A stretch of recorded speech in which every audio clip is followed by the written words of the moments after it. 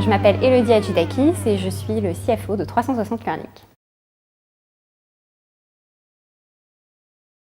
Pour moi, CFO, ça rejoint 3 voire 4 axes. Le premier, c'est vraiment l'aspect financier chiffré. L'idée, c'est de mettre en place des outils de suivi de l'activité du cash qui vont nous permettre d'avoir une vision en fait, de l'activité présente, de pouvoir l'évaluer via des KPI par exemple, et de pouvoir, par ce biais, pouvoir faire des budgets, des forecasts qui vont nous permettre de faire une stratégie en fait, sur le long terme. Le deuxième aspect, c'est vraiment la partie process, optimisation de process, qui est en fait un travail continu puisqu'il y a plein d'éléments exogènes en fait, qui font que des process sont forcément plus adaptés dans une entreprise. Donc il y a ce travail qui est très important. La troisième partie, qui pour moi est très importante en tant que CFO, c'est de l'éducation en fait. C'est une mission d'éducation à la culture financière et à la culture cash. Et le quatrième, en fait, c'est un peu tout le reste, parce qu'être CFO dans une petite boîte, dans une PME, dans une start-up, c'est aussi avoir plein de différentes casquettes qui passent par le juridique, par le RH, toute la partie administrative, qui est en fait la vie de tous les jours et qu'il faut aussi gérer.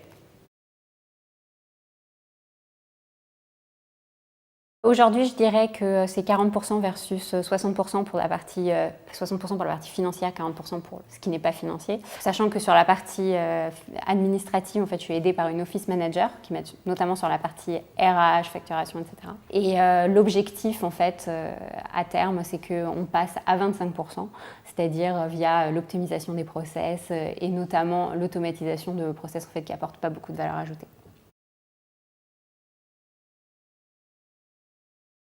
Moi je considère que le rôle du CFO, c'est vraiment être le bras droit du CEO.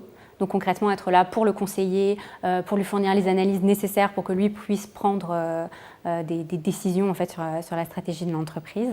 Après, en interne, concrètement, les états financiers, c'est tout simplement la vision chiffrée en fait, de ce qui se passe dans l'entreprise. Donc concrètement, en fait, je suis en lien avec toutes les personnes qui vont avoir le lead sur un process, un projet en fait, qui va pouvoir affecter la stratégie de l'entreprise concrètement. Et à côté de ça, mon bureau est aussi ouvert pour toutes les personnes qui auront des questions à me poser d'un point de vue financier ou autre. Donc concrètement, un peu tout le monde dans l'entreprise. Et d'un point de vue externe, donc les actionnaires, évidemment, pour lesquels en fait, on doit tout simplement leur prouver qu'on a la capacité d'atteindre les objectifs qu'on s'est fixés, le budget qu'on s'est fixé. Et le board aussi, évidemment, quelques actionnaires sont présents ainsi que nos fondateurs, auxquels je participe et qui ont lieu très régulièrement dans l'année et dans lesquels on leur rend justement les comptes sur nos objectifs et sur le réalisé. Et à côté de ça, il y a tous les autres prestataires, banquiers, avocats, etc., qui ont un lien plus ou moins direct avec la partie financière ou administrative.